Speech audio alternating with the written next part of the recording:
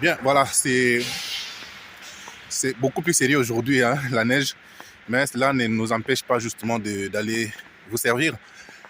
Beaucoup d'entre vous m'ont posé la question de savoir pourquoi l'autre fois tu parlais de la COP27 et aujourd'hui tu parles de la COP15 finalement, que c'est pas, on ne comprend plus rien. Non mais écoutez, c'est simple. Donc il faut comprendre une chose, c'est que euh, les Nations Unies disposent de 3 conventions. Il y a la convention sur la biodiversité, il y a la convention sur les climats et la convention sur la désertification. Et du coup, chaque convention a des réunions qu'on appelle COP.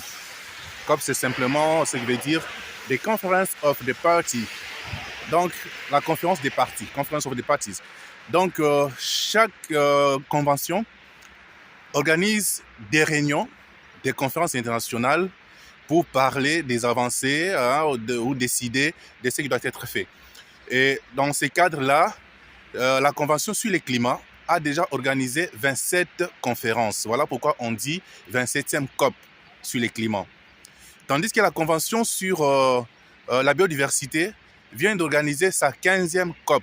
Donc, lorsque je parle des COP 15, c'est une COP sur la Convention liée à la biodiversité. Voilà.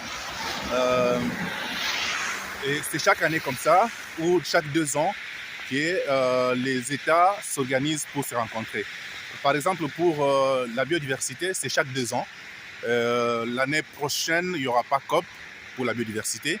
Tandis que l'année qui va suivre, donc l'année 2024, il y aura COP, mais ça va se tenir en Turquie.